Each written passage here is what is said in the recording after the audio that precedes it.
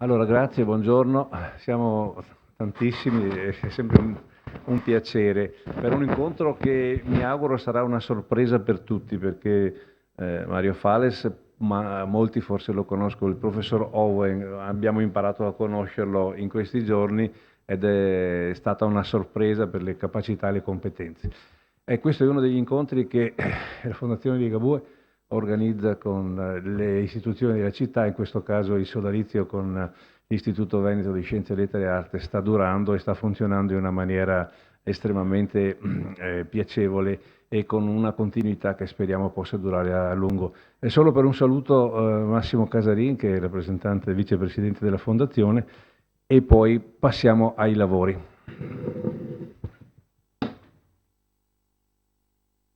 Brevissimo saluto. In questi giorni ci siamo scambiati saluti per varie cose, quindi a nome del mio presidente che è appena giunto qui porgo il saluto di benvenuto a tutti. Naturalmente il primo ringraziamento va a chi ci ospita in questo meraviglioso palazzo, l'Istituto Veneto di Scienze d'Arti, con il quale, appunto, come diceva Adriano, abbiamo stabilito ormai una collaborazione che siamo sicuri continuerà nel tempo. E ovviamente il ringraziamento va al professor Fales, che ha seguito tutta la fase organizzativa di questa mostra che abbiamo inaugurato ieri sera e che speriamo e abbiamo già visto sta dimostrando di avere un'attrattiva particolare. Anche stamattina abbiamo visto molti bambini, molti giovani andarla a visitare. E infine il ringraziamento più grande è per il professor Owen, perché è una personalità nel campo della assiologia. Ha scritto testi fondamentali sugli studi su questo tipo di scritture, eccetera, e quindi averlo qui con noi e poterlo ascoltare credo sia un privilegio che non è così frequente. Quindi ancora grazie di tutto e sono sicuro che questa giornata sarà comunque memorabile per tutti noi. Grazie.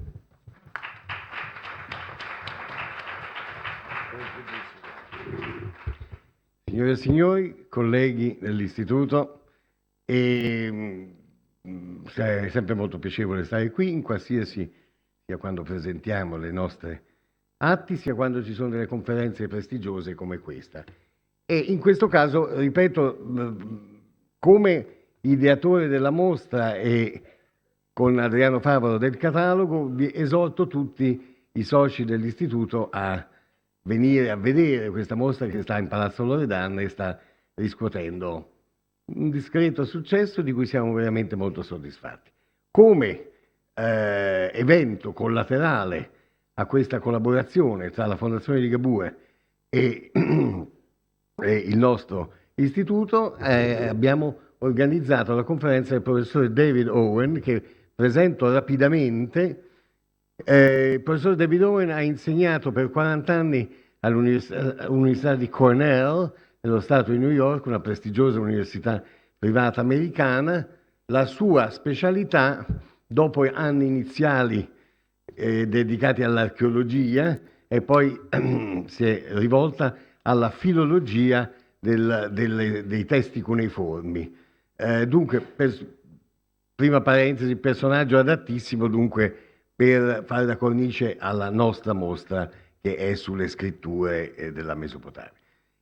Il professor Owen è specialista in recupero, è un sommozzatore, diciamo, degli archivi privati che si sono dispersi per tutta l'America e ha percorso in lungo e in largo l'America, tutto il mondo, recuperando archivi privati qua e là e riunendoli per temi, per cronologie e pubblicandoli in serie comprensibile e dandole alla nostra disciplina, quindi come patrimonio complessivo. Quindi noi siamo veramente, è un lavoro che spesso non applaudito abbastanza, perché poi dice, vabbè, c'è il testo, adesso me lo leggo. Poi bisognerebbe capire come è stato recuperato, quanto ci è voluto, come è stato difficile, da dove veniva questo testo, perché si era disperso, eccetera. In questo caso ci parlerà di questi archivi, gli ultimi straordinari scoop che ha fatto il professor Owen, e mi pare assolutamente in linea con le nostre politiche della Fondazione Ligabue. Al professor Owen, come ha confessato lui stesso, sfuggì i testi della Fondazione Ligabue, che invece pubblicai io a suo tempo. Però appunto adesso ci riuniamo idealmente in questa cornice veneziana. Lui ci racconta, e racconta anche nel catalogo in un breve inserto, di come ha trovato i suoi ultimi archivi di Iris Agrig e di Galsciana. Quindi siamo molto grati a David Owen che è venuto a trovarci, e gli cedo la parola. La nostra metodica è molto semplice. David dirà una serie di frasi, poi ci interrompo io, per i più giovani, mica per voi che sapete tutti l'inglese, ma per 2 o 3 che non lo sanno, io rapidamente, ci sono anche molti termini tecnici, parliamoci chiaro, e quindi rapidamente faccio una sintesi di quello che è stato detto, va bene? E Tale of Two Cities naturalmente viene da Dickens, va bene? Please David, it's your... Mi dispiace oggi solo in italiano parlare, solo in inglese parlare. First, prima, I'd like to thank Mr. Ligabue and the Fondazione Ligabue for bringing me here today. This is a special treat for me and for my wife, Susan. We have been to Venice many times, but this was a very special visit. And we thank our friends and our colleagues for making this opportunity available to us. I begin by noting the tragedy that has befallen both Iraq and Syria, the destruction of these countries today, the loss of 500,000 lives or more, and of course of the cultural legacy of these countries to ISIS, Daesh, and the barbarians that are destroying both the modern and the ancient world. It is ironic, however, that archaeology benefits, in a sense, from destruction, because the best discoveries in the archaeological world, at least for the past, is from the destruction brought on by warfare and by similar tragedies. But è ironico che questa guerra tremenda che sconvolge l'Iraq e la Siria poi alla fine arrechi benefici all'archeologia, perché è dalla guerra che alcune delle migliori scoperte sono nate. The destruction of Baghdad, of course, was followed by the destruction, or at least the partial destruction, of the Baghdad Museum. And this represented the beginning of the dispersal of much of the remains of the cultural legacy of the ancient Sumerian civilizations, Babylonian civilization, which were dispersed all over the world. And for the past 30, 40 years, these records that have been torn from these countries have been dispersed throughout the world. And for the last 20 or more years, I have been particularly devoted to recovering as much of this material as possible, to recording it, and most importantly, to publishing it, so this important legacy of the past would not be lost to scholars for the present and for the future. Tutti ci ricordiamo il saccheggio in Mesopotamia, il saccheggio del Museo di Baghdad, che diede il via a un saccheggio generalizzato del territorio mesopotamico, ma era già cominciato negli anni precedenti. Dunque sono già 20 o 30 anni che il patrimonio testuale che vedete qui nella diapositiva della Mesopotamia antica viene disperso qua e là. Il lavoro del professor Owen è sempre stato quello del recupero dei frammenti della dispersione e cercare di riportarli insieme in archivi coerenti. My specialty, of course, are the cuneiform tablets, as is Professor Fallis. These tablets come from the looting of many, many sites throughout Iraq. Here you see the site of ancient Ur and the result of all of these terrible intrusions into the archaeological sites. It is just one of many of the sites that have been destroyed by these people. On the other hand, there is a controversy that exists among people today, particularly among archaeologists, that the publication and the study of this material should not be undertaken.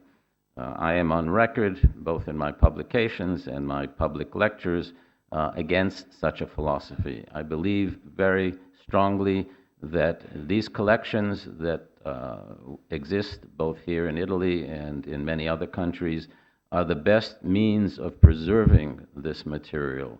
And the Ligabue collection that we see here on display in Venice is one of the great collections of Europe that has preserved and made available to the general public this material that has emerged from these countries over the past century and a half. Nella prima diapositiva avete visto quello che non era una gruviera, è il sito di Ur, devastato da 1000 tentativi di scavi clandestini, tutti i buchi sono scavi clandestini. Da questo naturalmente, a questa attività di furto generalizzato sono nati una serie di oggetti che circolano sul mercato. Adesso il professor Owen giustamente ha fatto una petizione di principio perché c'è una scuola di pensiero che ritiene che solo l'oggetto con provenienza archeologica sia legittimo, gli altri sono illeciti o inferiori. Ora, a questo punto però il professor Owen fa parte invece della più vasta scuola di pensiero che sostiene che qualsiasi oggetto sia in mano a uno scavo, a un ladro, sia in mano a un curatore di museo, ha un valore di per sé per la conoscenza storica e quindi va mantenuto, va tenuto, va studiato. Quindi non possiamo dividere per categorie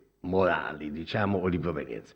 Questo è il lavoro che ha fatto il professor Owen, che giustamente si ricordava che la collezione di Ligabue è una delle più belle collezioni italiane, è la più bella forse collezione italiana sul mercato di testi mesopotamici.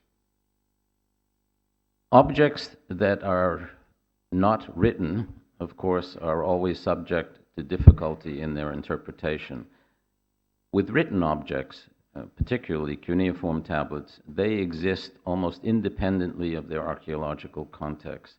They provide us with historical information, literary information, religious thought, and a wide variety of data that makes the civilizations of these cultures, Sumerians, Babylonians, alive once again. Combined with the archaeological record, we get a completely accurate understanding of these cultures that one or the other cannot provide independently. And for this basis, for this reason, these objects provide us with a view, sometimes separate, sometimes complementary, of both the archaeological, historical, and cultural levels. Si sa, un vaso non iscritto può suggerire da dove proviene, ma non parla. Da solo è molto difficile farlo parlare un oggetto archeologico. Il testo, a differenza dell'oggetto archeologico, contiene il suo stesso contesto in religioso, culturale, eccetera, quindi si pone diversamente. È ovvio che messi insieme la pienezza dell'informazione si ha quando il testo si trova nel suo contesto legittimo, però anche quando non ci si trovi, si può tentare di ricostruire da dove veniva, di che cosa parlava, di quale contesto si trattava. Today I'm going to tell you about two archives that I discovered and I published rather quickly because of their importance, giving two intimate pictures of Sumerian and Babylonian society for the last third of the third dynasty of the last third of the third millennium before Christ, consisting each of about 1,400 different documents. Wait before we lose this Yeah. information. Allora parleremo di due archivi distinti che il professor Owen ha pubblicato rapidamente per paura che poi venissero di nuovo dispersi. Si tratta di due archivi che ambedue diversamente si riferiscono all'ultimo periodo del terzo millennio avanti Cristo nella società sumerica, ma anche parlante accadico della bassa Mesopotamia. E i due archivi hanno circa 1400 numeri di catalogo ciascuno. The first one is about the city of Garshana, a small city whose exact location is still unknown, but about which we knew from only 12 documents published 50 years ago. After those documents were published, some of them are noted here above, after these documents were published, nothing more was known about these until the discovery of this archive, which provided another 1,400 documents describing this remarkable villa or latifundia of a family, a royal family in Sumer around 2020 BC. L'archivio di Garshana, si sapeva che esisteva un posto Garshana da cui venivano dei testi, ce n'erano 8. Una cinquantina di anni fa si conoscevano 8 testi relativi a questo posto Garshana, la cui localizzazione è ipotetica. Di recente sono emersi appunto 1400 nuovi testi che ci danno un quadro completo di questa società dell'epoca del 2020 a.C. Una villa, diremmo in termini romani, o un latifundium, una villa rurale, insomma. It was located somewhere in this general vicinity, which you can see Garshana here, but even this is a guess. And the documents now provide us with even a closer possibility of identifying, and now the archaeologists can go and see if they can actually find evidence of the site. But from the many names of villages and towns found in the documents, we can at least reconstruct a general idea of where these towns and villages once existed. It is helped by the fact that some of the towns mentioned in these documents are in fact known, and some have even been excavated in the past by archaeologists. Allora, abbiamo visto 3 mappe, una generale, una più di dettaglio, e questa è straordinaria perché è una topografia locale desunta dai testi stessi. Naturalmente è ipotetica, sono tutti toponimi antichi, bisogna andarseli a cercare sul campo quando potremo. Alcuni dei toponimi per fortuna sono noti come Umma, Zabalam e altri, però gli altri sono ipotetici, li ricaviamo dai testi stessi. Keep in mind that we are talking about 2 different places today. The first is a small town, the second will be a city with a governor. But what is very special about the first, the town of Garshana, is that they produced a very specific kind of cuneiform document that we have not seen before. These documents, some of which I will speak about shortly, are unique in that they describe the building or the renovation of this estate, this royal estate, by providing intimate details of how these structures were created, from the digging of the soil to make the mud bricks, to the construction of the walls, to the building of the roofs, to the waterproofing, the plastering, etc. I testi di Garshana, parleremo di 2 archivi diversi, abbiamo detto, mentre Garshana appunto è un latifondo, una villa rurale, una fattoria estesa, e poi quello di Risagrig è una città. Ma questo è molto interessante, quello di Garshana, è che ci ci mostra il rinnovamento della fattoria stessa e dunque con tutti i lavori ci dà un dettaglio straordinario di tutti i lavori che vengono fatti per il rinnovo, dalla preparazione dei mattoni crudi, la preparazione delle mura, come vedete qui l'intonacatura, l'installazione sulla piattaforma. Insomma, ci sono, come vedete dalla colonna di destra di queste diapositive, ci sono una serie di termini che troviamo nei testi stessi che non conoscevamo precedentemente. For the first time, archaeologists who have been excavating these buildings for over a century, but usually only finding the foundation levels of these buildings, now have an exact description of how these structures were created, from the very ground and the foundations all the way up to the tops of the buildings. Gli archeologi naturalmente conoscevano strutture di questo genere che sono quelle tipiche della Mesopotamia, ma le conoscevano dalle fondamenta, sono rimaste solo le fondazioni di queste strutture. Adesso con questa terminologia riusciamo a capire molto il processo produttivo delle case e come viene fatta dal terreno fino al tetto. We even have the list of all of the houses on this estate, according to who lived there sometimes, the name of the family, and what the facility was actually used for. You can see in the list on the screen, you have a brewery where they made beer, they have a kitchen, they have a craftsman house, they have a piggery where they raised pigs.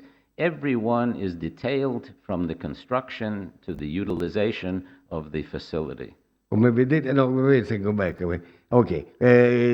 vedete da queste liste abbiamo i nomi delle persone che erano proprietari delle case, ma anche molto spesso la descrizione dell'uso dell'edificio all'interno del complesso, la casa dei rami, delle capre ingrassate, la casa, la stia per i maiali, il mulino per i tessili, quindi c'è di tutti, i magazzini, eccetera. Quindi abbiamo addirittura una casa della salsa di pesce, non si sa bene, senza orsi.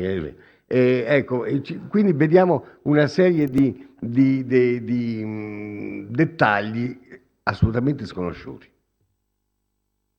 Textiles were produced here in great numbers for the family of the princess, and for the family of the owner of the house, who was a general, who was also a physician. We know great details of the food they ate, from the creation of different kinds of soup. They had 3 different kinds of soup for the servants, soup for the workers, and soup for the family, which was full of meat and many other good things.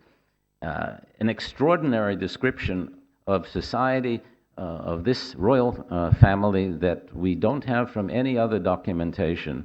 But the combination of the descriptions of the structures with the details of how they lived and how they ate and even how they loved, because this was a wonderful relationship between the general and the princess, because he died we have the exact day he died. We even have the record of the funeral, with the funeral feast, with all of the delicacies that were served at the dinner after the funeral, from the soups, from the lamb, from the mutton, etc., etc., etc. Dunque, se volevamo un'immagine dettagliata, diciamo, alla Brodello, all'Esannal, di come funziona la vita sociale, ce l'abbiamo da questi testi. Mettendo insieme tutto, vediamo il modo di vita, l'economia, addirittura le scene di vita personale. Per esempio, il generale che possedeva la fattoria muore, a un certo punto gli viene fatto il funerale, gli viene fatta la festa, diciamo il ricevimento post funerario e tutto quello che viene mangiato straordinario ricevimento, ma anche nella vita di tutti i giorni, dove vediamo per esempio che c'erano 3 tipi di zuppe, le zuppe di qualità inferiore per i servi, per i lavoratori, e le zuppe piene di carne per i signori, eccetera. Quindi vediamo veramente classi sociali, divisione del lavoro, vita addirittura privata nei suoi dettagli intimi. And here you can see a description of one of these houses and all of the different parts of the house that are described in these documents and much more. The type of documents that this site has produced is extraordinary because they are in great variety and they tell us many things that we never saw before from the text. Here you can see some translations, quick translations of the variety of information that they provide us. Akbazun the gardener brought his king's ships in order to bring earth to Zabala. He brought the load of earth, but he did not deposit it in the garden of the king, but he poured it out in his own house. He was not so honest. So this was a declaration before the court in order to get some compensation from this person. Le informazioni vengono da varie fonti. Quella per esempio è una dichiarazione, can you go back a second? La dichiarazione di fronte alla corte di che cosa aveva fatto questo Akbazum. Volevo solo aggiungere una cosa, per quelli che non hanno ancora visto la mostra: siamo nella zona dei canali e del Tigre e dell'Eufrate e nella pianura percorsa da canali, per quello questo Akbazum dice che porta sulle navi piene di terra, che doveva depositare questa terra presso il suo re, ma poi se l'è tenuta per sé questa terra e quindi è finito davanti a un tribunale. Ma insomma il paesaggio è quello della pianura alluvionale mesopotamica percorsi da canali tra il fiume Tigre e il fiume Eufrate. Sorry, I want to talk about the landscape. Go ahead. Yeah. Okay. These documents describe many things that even the smallest detail. Look at this text. Liboriduni ate a bird, and he confirmed this in his declaration. And Nana, the mill servant, Ataliku, the bird warden, confirmed it. They had to record every aspect of the daily life in this Questi place. dettagli ossessivi, per esempio, che un certo signore ha mangiato un certo uccello e il guardiano degli uccelli conferma che questo è successo effettivamente perché appunto è stato sottratto probabilmente questo uccello a una riserva che non doveva essere toccata. And if you look at the description of just the selection of the details that these documents describe, every aspect of the daily life was recorded in these precious records. Ecco, i lavoratori ricevevano delle razioni alimentari, non c'era la moneta, quindi vediamo appunto viene distribuita birra per gli schiavi della casa e i lavoratori, oppure vennero carcasse di due pecore, datteri, c'era la palma da dattero, insomma pane e birra. Queste sono offerte in quantità fisse che vengono date ai lavoratori per il lavoro giornaliero. This interesting document is just one special aspect of this discovery, because when Shukabta, the husband, died, the princess became the head of the household, and the women of the household achieved remarkable power in this place.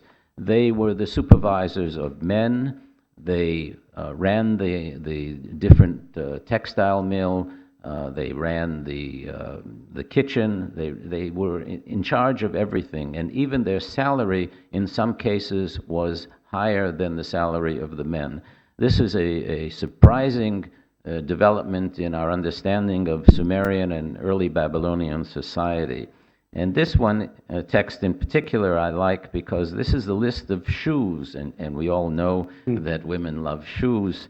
And each of these women, they were high-level women in the estate, received special kinds of shoes. And at the very end, you see lines 29 through 31, the different kinds of pairs of shoes that they received, different colors, different styles, no doubt, and they were manufactured in the estate. There was a tannery where the leather was prepared and a place where the shoes were designed. Allora, uno dei grandi problemi è allora la società sumerica era patriarcale, la donna quanto contava, discutiamo da anni. Bene, l'archivio di Garshana ci mostra uno squarcio completamente nuovo. E lo squarcio è questo, che quando muore il generale Shukapta, sua moglie si prende tutto questo latifondo e lo popola di sue attendenti femmina che contano moltissimo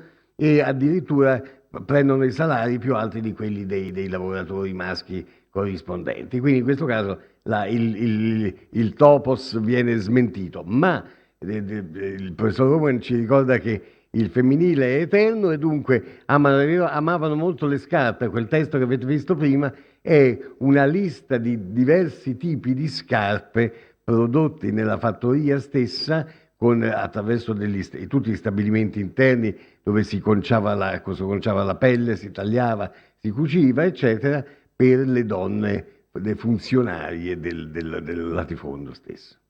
I don't have time to show you everything, but they even have lists of all of the different kinds of clothes that were made, the colors, the different styles that were produced for the women of the household. In addition, when you see the exhibit of the documents on display in the next building, you'll see examples here of wonderful seal impressions on the tablets, both of the people who, oops, I go the wrong direction. What's going on here? Both on the tablets and on the envelopes of the tablets. And everybody on this estate had a seal. All the women had their own seals, and of course, Shukapta, the head, and his wife, the princess Simat Ishtaran. And here you see a typical seal. And one of the interesting things about this documentation is that when the women are shown on the seal, the women never have the hand raised. Only the men have the hand raised in greeting. The women you see in the lower seal always is simply led to the god or the king sitting on the throne.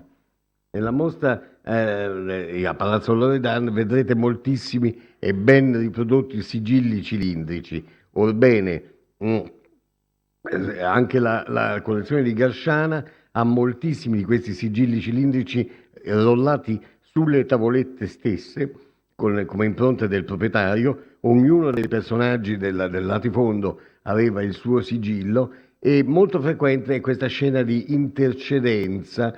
Un dio minore centrale porta il fedele a sinistra al dio maggiore che sta sulla destra. Ora è molto interessante se il soggetto è un uomo, tiene la mano alzata in posa di reverenza. Invece notate che le donne la tenevano in basso, cioè impariamo delle cose che non sapevamo assolutamente.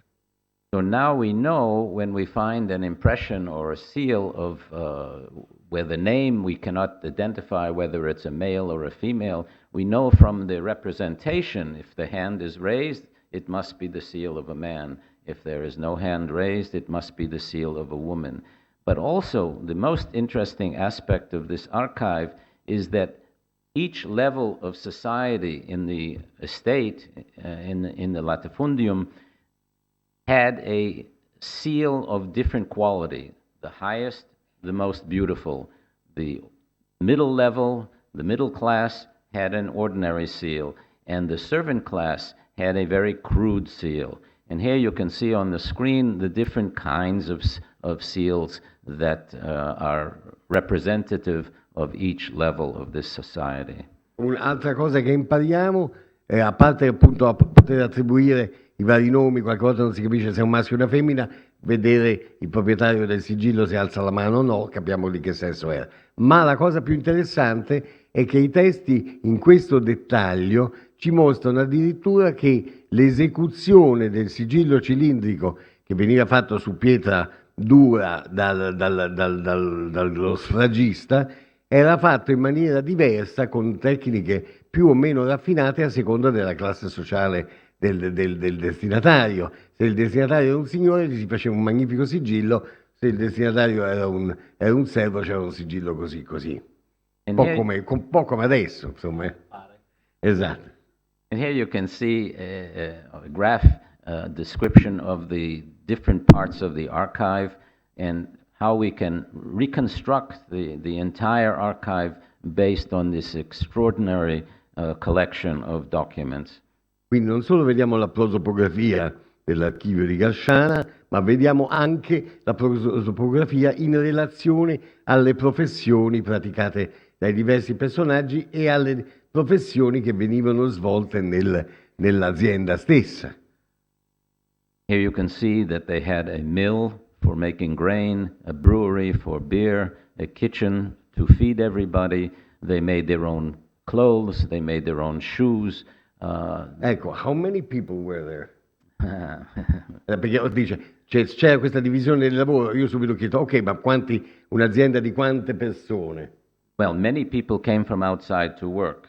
Molti venivano da fuori per lavorare a Cotimo di giorno. In the household was, we don't know, maybe 30, 40, 50 people. 30, 40, 50 persone nell'azienda, nella casa, insomma, nell'azienda domestica.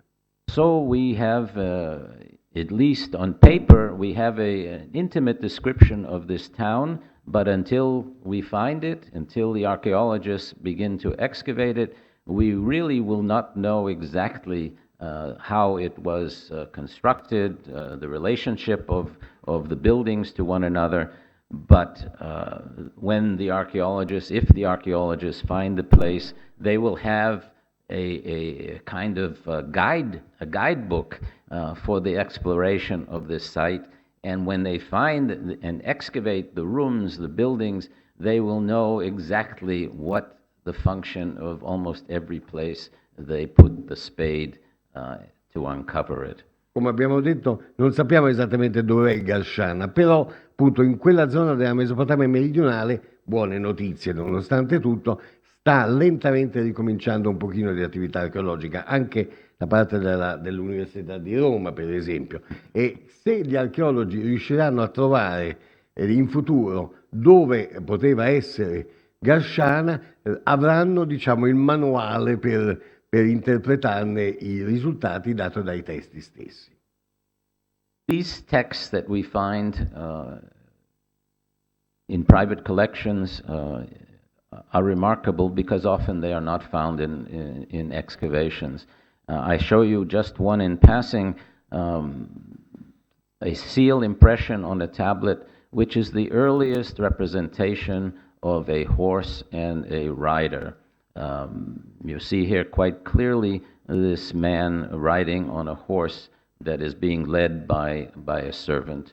Until now, we have never seen, this is dating to the same period, we know that the horse began to be introduced into Mesopotamia at this time, but this is the first time we see a picture of somebody riding such a horse in Mesopotamia. And as we now take this horse and rider, we move to yet another new discovery in Mesopotamia. Ecco, da questi testi di archivi privati si trovano anche cose straordinarie, inaspettate. Per esempio, quella era la più antica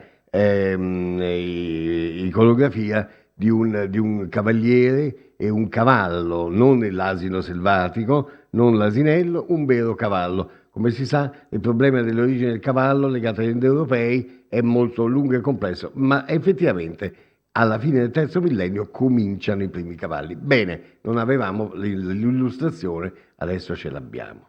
So he takes us now to another city. We know the name from previously published text, but we knew nothing about the city itself. Now we have another 1,400 documents which, like Galsciana, give us an intimate portrait of the life and even the history of this city, a much larger city, ruled by a governor by the name of Urmes, and a completely different kind of archive with texts we've never seen before. This city was located somewhere in this area here, near Nippur. We know maybe 2 or 3 sites that are possibly identified with it. Its ancient name was Iri or Urusagrig, and it was a very important city historically, but until now we knew very little about it. Sapevamo dell'esistenza di una città di Uru o Iri Sagrig, ma pochissimi testi ne parlavano. Con questa scoperta di 1400 tavolette recuperate appunto da un archivio disperso, riusciamo ad avere un quadro di questa città governata da un governatore Urmes e tutte le sue funzioni. La localizzazione è vicino a Nippur, anche qui non sappiamo esattamente dove. And just like with Garshana, with the very special kind of text that we discovered there about the construction, here we have another special kind of text, which is a text dealing with royal messengers. These messengers came from different cities, but were residents in this town, and they were sent all over Sumer with messages from the king, either diplomatic messages or instructions for specific projects that they were to undertake. L'Età sumerica presenta, e la collezione Ligabue ha almeno un esemplare in mostra, i testi dei messaggeri. I messaggeri mantenevano le comunicazioni essenziali in tutta la terra di Sumer, portavano istruzioni diplomatiche, portavano notizie utili per i rapporti politici, e i testi di Irisagrig sono molto speciali in quanto si focalizzano molto sui messaggeri mandati di qui e là, con le loro provviste naturalmente con cui dovevano campare. This document that was just on the screen lists the amount of grain, barley, that was presented to men and women. Where you see Dumu, that means the sons. When you see Munus, it means the daughters of specific individuals, and how much of the rations of grain they were receiving in the household for work, for food, for the house. We don't know, it doesn't tell us. Just this was the different amounts that they received. Can you go back a second? Yeah. Yeah. Allora, interpretiamo insieme questo documento. Il primo numero è il numero della riga, vabbè, questo lo vedete. Seguono questi 003, 001, sono le razioni che vengono date ai diversi personaggi, oppure alla loro figlia, Munus, oppure al figlio Dumu, ecco, e tutte le razioni vengono segnate 0,03, cioè un 33esimo dell'unità, e alla fine, dalla riga 27 in poi, dopo una doppia riga, ci sono i totali di quello che viene presentato. The other thing about these new texts show us that they were very, very well fed. They received not the ordinary rations that we know from other previously published texts, where usually bear and bread and fish and oil were provided. Here, they all received meat, mutton probably. They received soup, something we never saw before. Everybody received, I don't know exactly if it was soup or a stew of some sort, but each one received this extraordinary amount of food, including, in addition to fish and bread and beer. Il normale testo dei messaggeri, per esempio quello nella collezione Ligabue, indica che questi messaggeri ricevevano un po' di birra, un po' di pane, un po' di pesce, un po' d'olio, insomma si potevano fare una piadina praticamente per andare in giro per i loro cose. Invece questi di Irisagrig sono molto meglio cibati, hanno un montone, gli danno la carne che è molto rara, gli danno anche una zuppa, che non si sa se è una zuppa o un goulash o qualcosa del genere, e insomma sono ben, oltre al solito pesce e la birra, eccetera. La birra era calda, non vi preoccupate, era bollente, probabilmente schifosa, ma non importa, questa era la loro razione per viaggiare. And if you look quickly at this document, you see that 2.7 is soup. So everyone received here 1 sheep, roasted or cooked, 5 liters of soup, and it was given to a man called Shulgi Matishu. He was the royal messenger. Ecco, leggiamo le prime due righe, un montone, la Shega cotto, e 5 litri di zuppa, tusette, dato al signor Shulgi Matishu, che è Lugal, cioè il messaggero del re. Messaggero reale. Reale, del re, sì, del reale, sì, sì. And after the names of many of them, we have their title. In this case, Puzursin was the son of the not the governor, but the Vizier. vizier. Ecco, per esempio, alla terza riga, Puzur-Suen era il figlio del Sukalmak, del Gran Vizier. So in the text, the highest ranking people come first, and then the lower ranking people come later. And then it tells you what they did, what their assignment was as a royal messenger. Some were assigned to guard the fields, others were to give a message to another governor of another city. Extraordinary amount of information was provided.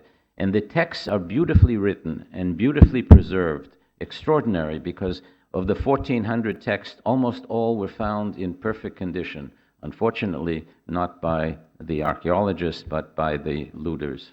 Una delle caratteristiche dei testi di Irisaghi è la perfetta condizione fisica, che è piuttosto singolare, perché appunto normalmente questi testi di origine furtiva sono trovati in frammenti o si frammentano, sono in perfette condizioni, scritti divinamente e completi nella loro forma. Another interesting factor, these royal messengers were not full-time messengers. They were brought from other professions. They were taken away from one job and made a royal messenger temporarily and sent on another job. So we have hundreds, we have about 500 royal messengers with their names and their previous functions and their new functions, the temporary functions that were assigned to them. Si ridefinisce anche la funzione del messaggero, perché qui vediamo che i messaggeri venivano da professioni precedenti e diverse, diventano messaggeri e vengono indicati cosa facevano prima e cosa fanno adesso. Quindi anche non è una professione a tempo pieno, è una professione temporanea per le comunicazioni tra uno Stato e l'altro. In addition, in this archive, we have a variety of documents that we did not have in the other archive. We have wonderfully detailed texts of agriculture, the plowing of the fields, the different kinds of vegetables that they grew, all very detailed in these documents. As you can see, some are very large documents, some are very small, but they are mostly complete.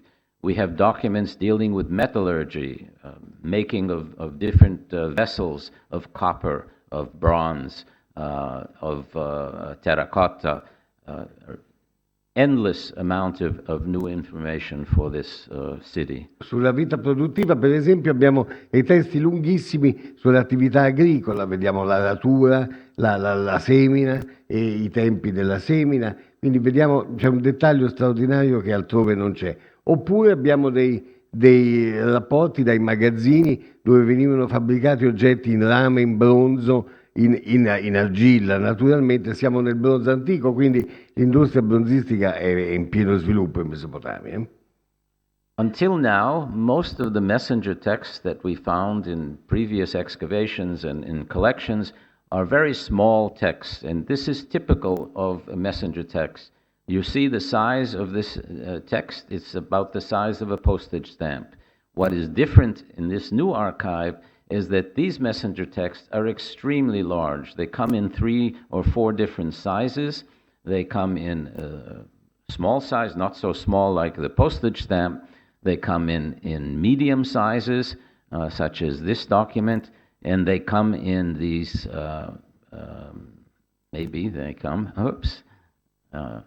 I think I showed you earlier the very large tablet with the multiple columns, including the names of hundreds of messengers and their occupations. Normalmente i testi dei messaggeri sono piccoli, con scritti in maniera molto piccola e compatta. È interessante che qui ci sono testi di messaggeri di 3 dimensioni diverse, la più grande delle quali è una lista a più colonne enorme, quindi cambia anche questo. Sappiamo delle cose sempre nuove.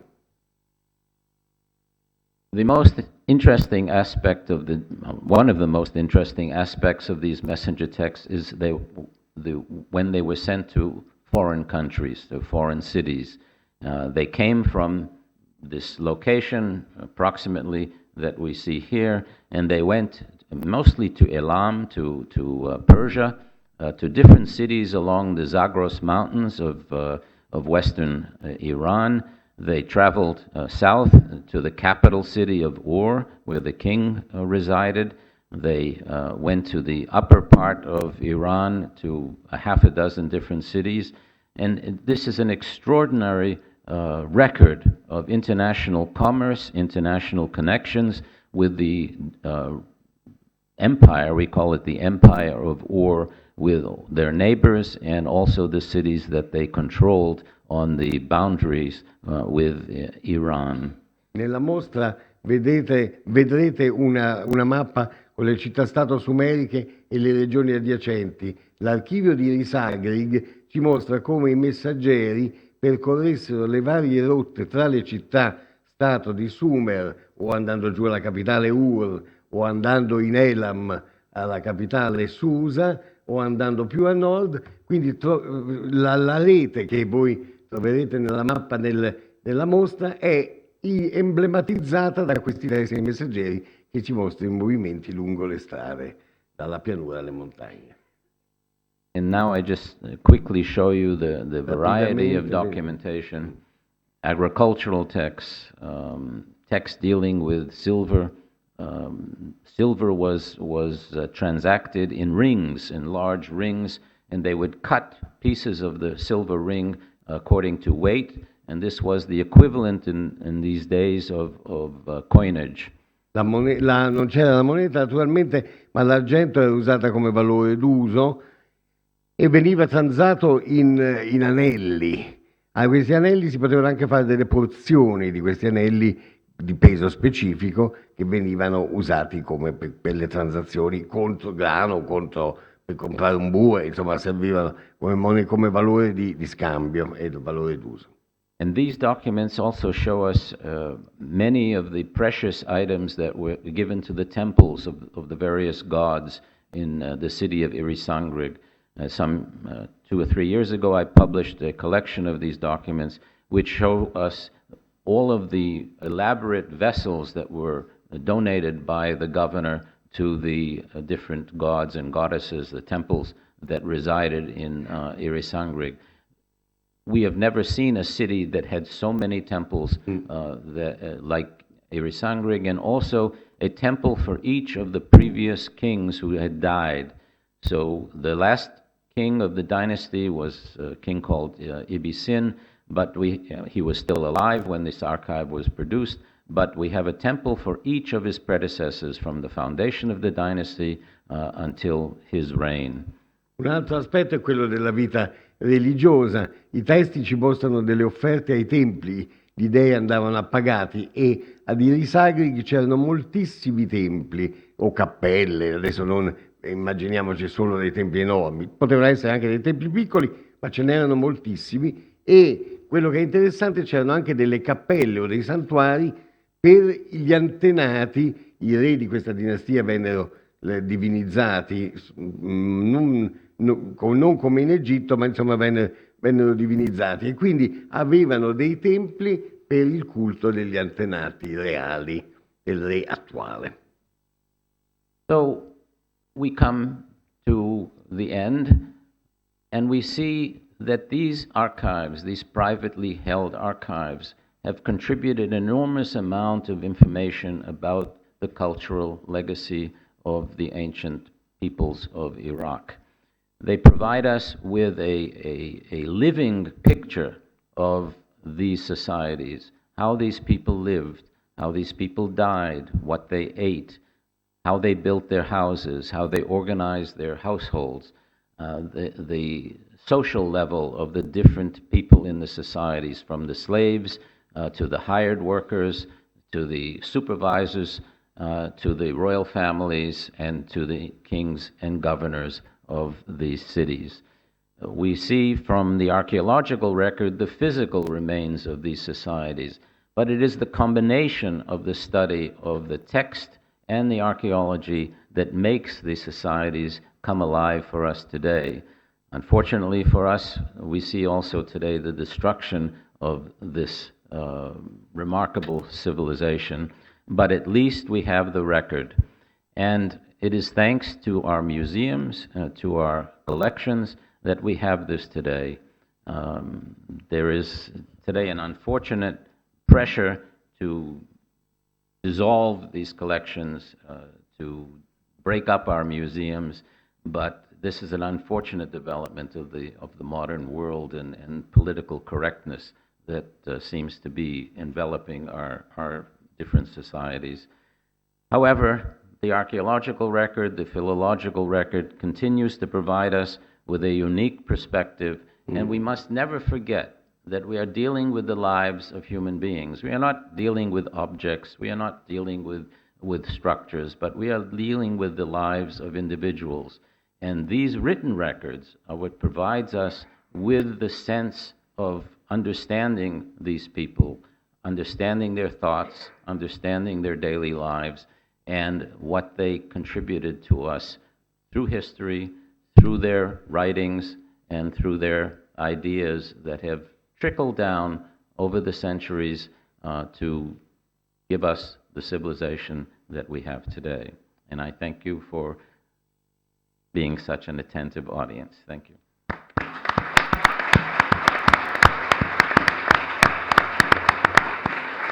Concludo, io la traduco.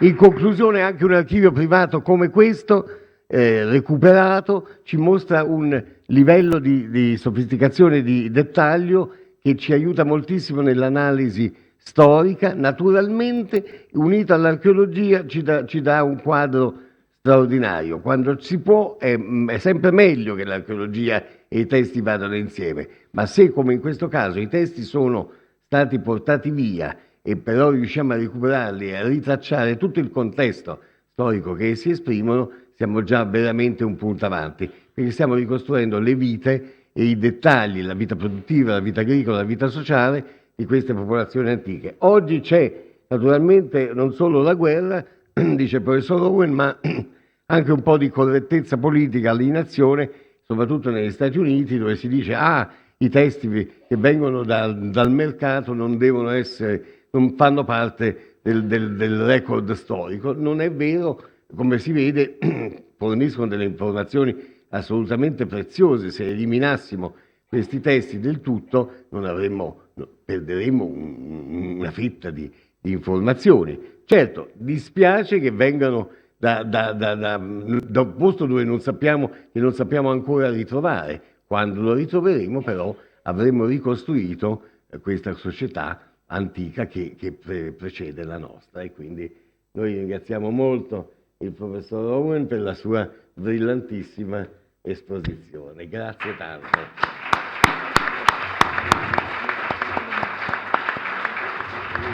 Forse siete stanchi?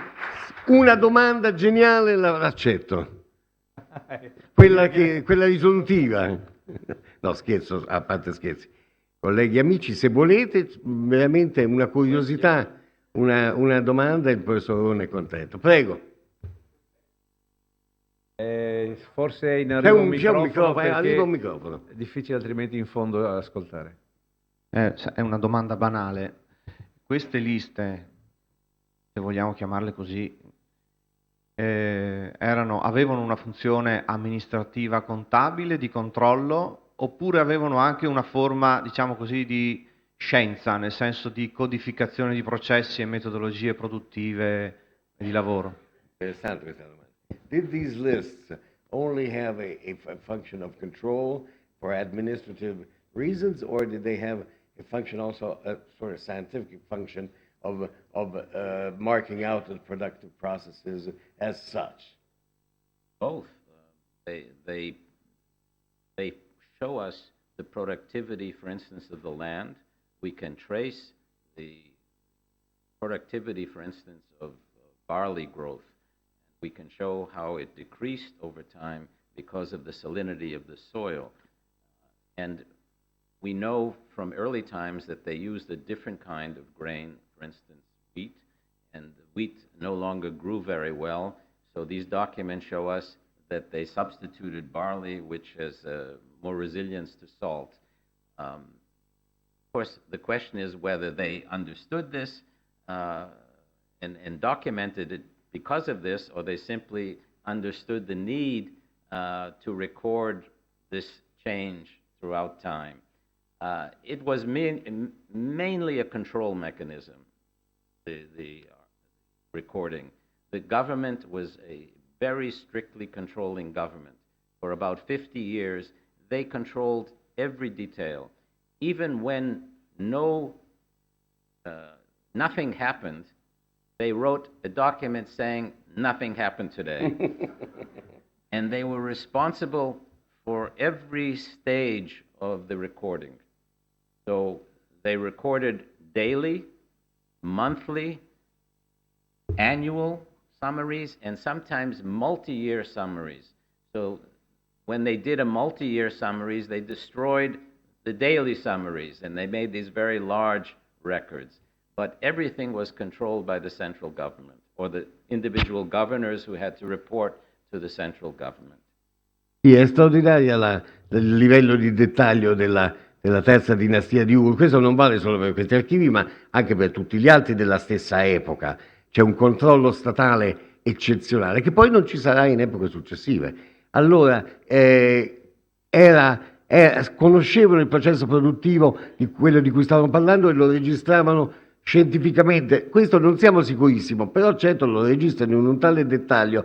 Per esempio, il livello di semina in relazione al problema di possibile salinizzazione del suolo, perché naturalmente l'irrigazione annua del Tigre e dell'Eufrate, se non ben controllata, poteva lasciare acque superficiali che con i sedimenti salinizzavano il suolo, bloccandone la produttività.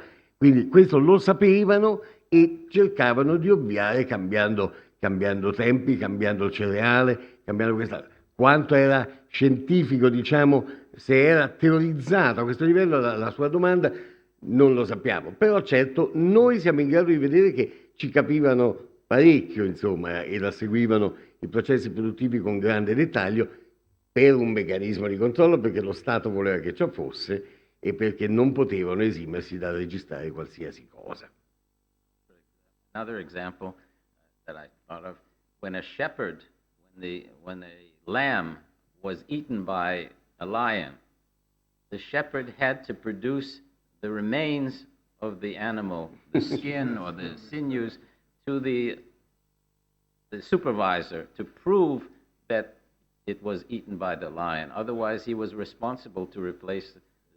Such details were recorded. Ecco, un caso come se l'agnello era mangiato da un leone, il pastore doveva produrre i resti ossei dell'agnello per il suo sovrintendente, che poi lo registrava in un testo, perché non si sospettasse che lui si era rubato l'agnello con una scusa qualsiasi. Ecco.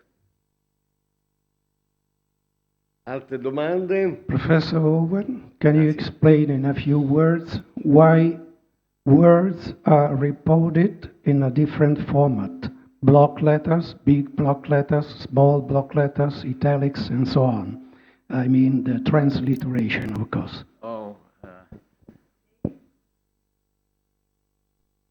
This is a convention that some of us use. For instance, when I write in italics, usually this means it is not Sumerian language, it's Babylonian language. The numbers represent the different signs of the Sumerian writing system. And you can see in the exhibit the very clear details of how this is represented. These are simply scholarly conventions. We don't really know the exact pronunciation of Sumerian, but we represent them with Latin letters as best as we can. Babylonian we know better because it's a Semitic language related ultimately to Arabic or Hebrew. So we know reasonably well the pronunciation, but Sumerian is mostly a guess on our part. And these are ways of representing. In Sumerian, if we write large block letters, it means we're not exactly sure how the Sumerians read the sign. We know the name of the sign, so we use the block letters. If we know how they actually pronounced it, or relatively know how they pronounced it, then we use small capital letters. So these are scholarly conventions. Ci sono convenzioni di studiosi che, nati da una lunga pratica e una complessa teorizzazione, di fatto il corsivo minuscolo è il sumerico, perché il punto cruciale è che questi scrivevano in sumerico. Quanto lo parlassero a quest'epoca è un po' in dubbio. Ci sono talmente tante parole in accadico, in babilonese, che sospettiamo che o erano in uno stato di passaggio o ormai parlavano già babilonese e il sumerico era diventato un codice, come 7up con la 7, non so se mi spiego. E quindi in questo senso le convenzioni che noi usiamo, le convenzioni di studiosi, sono fatte per evidenziare i diversi livelli A linguistici e B di comprensione. Per esempio, se c'è un segno sumerico maiuscolo, noi veramente non sappiamo come lo pronunciavano affatto per il momento.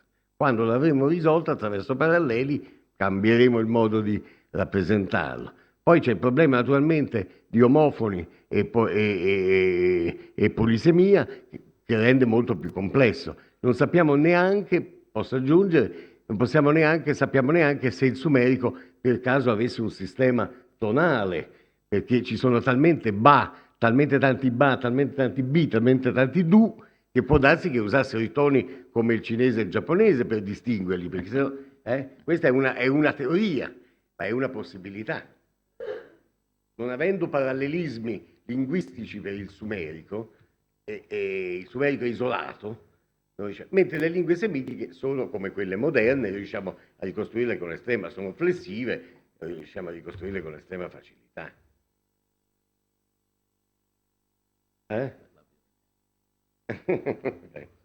Professor Owen, having a written deposition for like a lower class contractor seems to speak volumes about due process rights and civil rights. Care to comment on that in this society?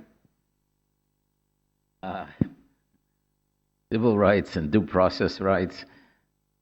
The Sumerians and the Babylonians had a legal system. There was a legal status to every level in society. And from what we can see from the documents that are preserved, they followed these regulations.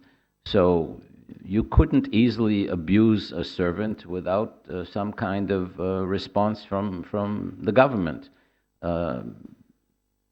The system was quite well regulated as far as we can tell. And we can see from the rations that were given to the workers, to the supervisors, to the royal family or the government officials, that everybody received sufficient amounts of food to survive. There were, of course, slaves, as was true of virtually all societies in the pre-modern world. We know, for instance, that in the textile mills, children and women worked and were the death rate. They recorded the number of people who died in these mills. They did not live very long, so obviously the conditions in these mills were not very good. But then again, this was true of 19th century Europe, 18th century Europe. So it's hard to define civil rights and legal systems in such early societies, other than from studying the documents that they left for us. There was a court system. For instance, I give you an example. I published some years ago a text which I called Widow's Rights in Sumer. This was a woman whose husband died, and the brother-in-law, the brother of the husband, took away her house and her sedan chair, the equivalent of a car in those days. And she went to court, and the court found in her favor, and she got her house back and her car back. So there was a system of protecting the rights of widows and of orphans even. In some later texts, we have texts dealing with orphans. So yes, there was a system of a legal system which protected all levels of society, but there were, of course, many abuses as well. So they were no different than we are today, I suppose. Sì, i diritti civili, è difficile parlarne in quest'epoca così lontana, ma naturalmente diritti ce n'erano. La divisione in classi presupponeva una precisa divisione di diritti e di doveri e anche di protezione fino a un certo punto, quindi azioni differenziate, lavoro differenziato, punizioni differenziate, ma secondo un sistema tutto sommato equo. Si poteva andare in tribunale, c'erano dei tribunali, si poteva fare ricorso, il professor Owen, naturalmente c'erano gli schiavi, c'era un lavoro minorile, lavoro giovanile, lavoro minorile, questo come ricorda il professor Owen fino alla Londra di Dickens, anche dopo c'era tutto questo, e A Tale of Two Cities, and Dickens' time, yes. E poi ha ricordato che c'è un testo del diritti della vedova. Alla morte del marito, il cognato aveva portato via questa vedova non solo la casa, ma pure la sedia gestatoria, l'equivalente della macchina in fondo. E la vedova è andata in tribunale e il tribunale ha stabilito che doveva ritornare a lei tutto il suo dovuto, perché era vedova di che, insomma, non spettava al cognato. Ecco, quindi come vedete un sistema di protezione c'è. Io aggiungo solo che l'orfano e la vedova sono i topoi per esempio del codice di Hammurabi, proteggere l'orfano e la vedova, sapendo benissimo che questi erano i livelli più deboli della società. Se poi ci riuscissero o erano solo più intenzioni, questo è come sempre. Of course, I didn't mention law codes. There are so-called law codes that exist. Ecco, i codici di leggi sono per l'orfano e la vedova. Ancora? Ma forse sono stanchi, possiamo andarci. Come si va a vedere la mostra? Si esce dalla porta, si attraversa il corridoio. No, dalle 10 alle 17, salvo il lunedì, vi aspettiamo, si sale al secondo piano, c'è anche un ascensore per dietro nascosta a Palazzo Loredano, ma esiste, e le scale sono piuttosto insidiose. E dunque la mostra è organizzata, l'ho spiegato ieri sera, è un po' come un vecchio whisky di meditazione, cioè va meditata. Io vi consiglio di prendere il vostro tempo, di godersela in un momento che c'è poca gente, di leggere, di vedere i vari modi in cui il messaggio non c'è solo l'oggetto, ci sono anche i banner, ci sono addirittura degli ologrammi che si vengono creando.